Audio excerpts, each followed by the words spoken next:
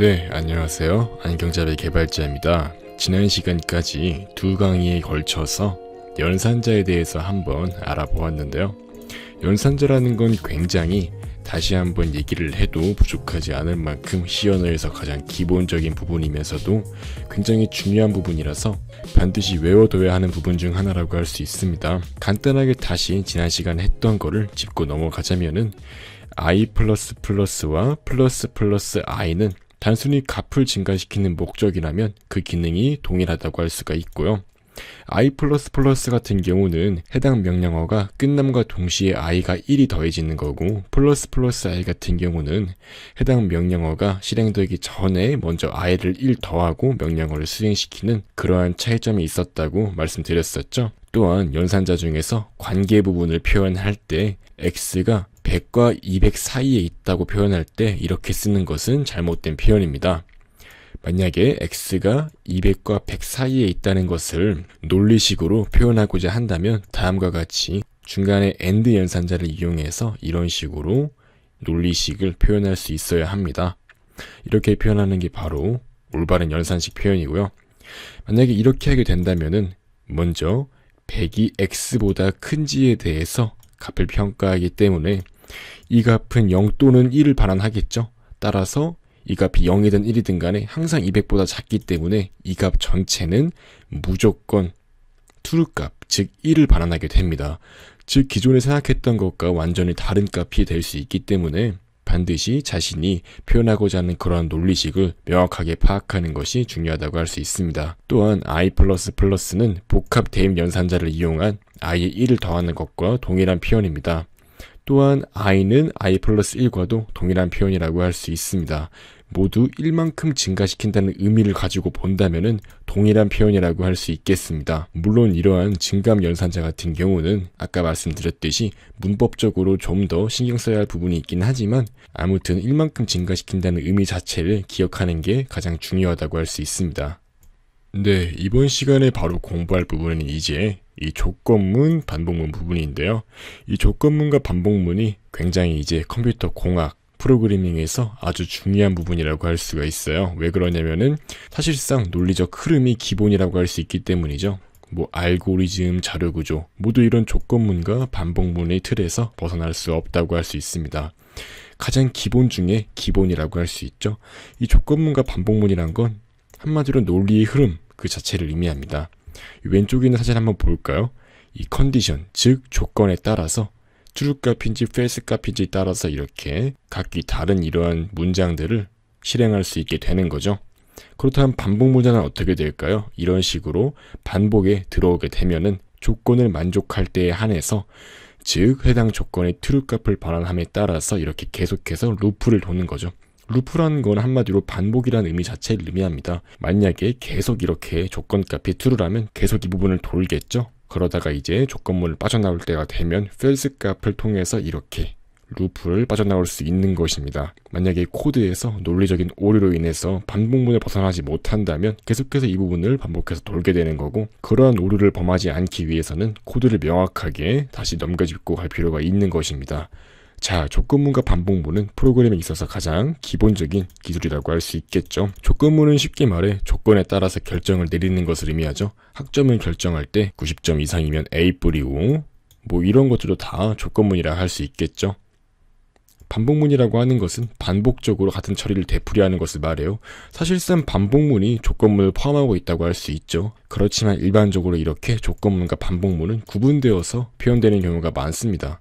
왜냐하면은 그거는 프로그래밍 상의 차이점 때문에 그런 건데요. 나중에 배우게 될 for문이나 while문 같은 경우는 대표적인 반복문이라고 할 수 있습니다. 사실상 for문과 while문도 원래는 이렇게 조건문이란 걸 포함하고 있다고 할 수 있는데요. 하지만 프로그래밍에선 따로 조건문만을 위한 문법이 따로 존재해요. 바로 if, else문이나 스위치 케이스문과 같은 그러한 문법들이 조건문으로 자리 잡고 있습니다.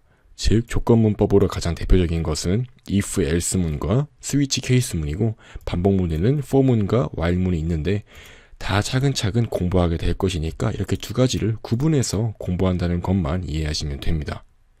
예를 들면 반복문 같은 경우는 반복적으로 처리를 되풀이하는 것으로서 100명의 학생이 있을 때 학생 각각의 학점을 출력하려고 한다면 100명의 학점 출력 코드를 모두 쓰는 건 비효율적입니다. 따라서 1부터 100까지 모두 출력해라 라고 이렇게 하나의 문장만 써서 전부 다 출력하지 않도록 이렇게 반복문을 돌림으로써 쉽게 해결할 수 있게 되는 거죠. 프로그래머 입장에서 굉장히 필요한 것 중 하나가 바로 이 반복문이라고 할 수 있습니다.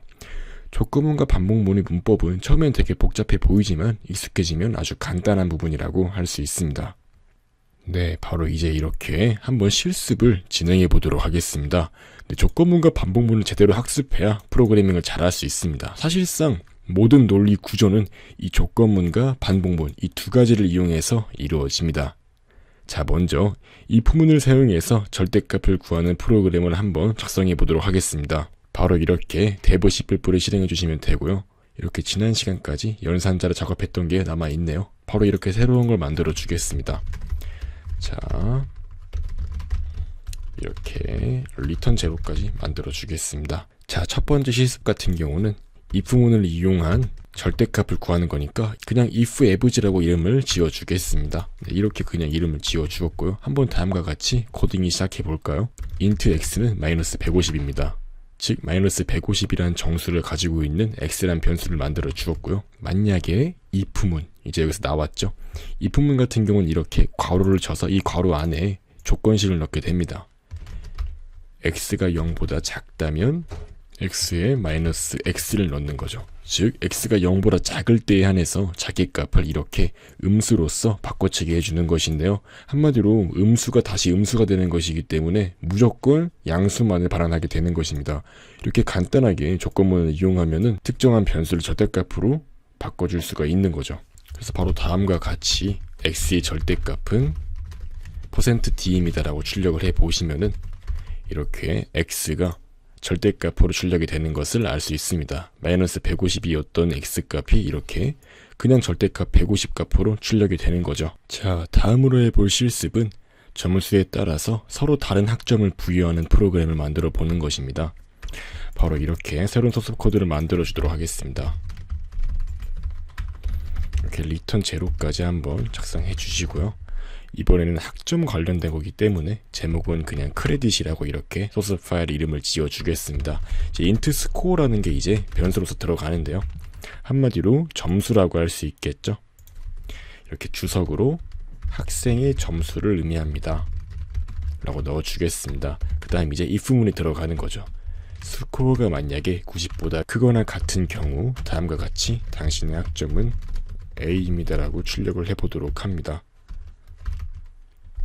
그 다음 이제 else if라는 문법이 나오는데요. else if 같은 경우는 해당 위에 있는 if문이 존재할 때만 이렇게 사용이 가능한 문법이라고 할 수 있습니다. 여기에 해당하지 않으면서 이쪽에 해당하는 것을 고르는 건데요. 이렇게 90보단 작지만 80 이상인 경우 학점이 B라고 출력해 줄 수 있도록 합니다. 그대로 복사해서 넣어준 다음에 얘를 70으로 바꾸고 얘를 C로 바꾸면 되겠죠. 그 다음으로 else라는 문법을 한번 사용해 보겠습니다. 이 else라는 문법 또한 위에 if 문장이 존재할 때만 사용이 가능한데요. 위에 있는 모든 if 문장이 전부 다 해당되지 않을 때 이 부분이 이제 실행이 되는 것입니다. 즉 프로그램상에서 코드를 거쳐 나갈 때 이 부분 중 한 부분은 무조건 실행이 되는 거죠. 왜냐하면 윗부분이 전부 아니면 이 부분이 실행이 되기 때문이니까요. 다음과 같이 해주겠습니다. 당신의 학점은 F입니다. 네, 이제 이런 식으로 70보다 낮은 경우는 전부 F라고 한번 넣어본 뒤에 실행해 보도록 하겠습니다. 네, 이런 식으로 한번 프로그램을 만들게 되면은 특정한 숫자에 따라서 이 if문을 통해서 서로 다른 부분이 실행되는 것을 알 수가 있습니다. 정말 가장 기본적이면서 프로그램에서 반드시 필요한 if 문장이라고 할 수 있습니다. 네, 이렇게 간단하게 점수에 따라서 서로 다른 내용을 출력하는 이러한 프로그램 또한 만들어 보았습니다.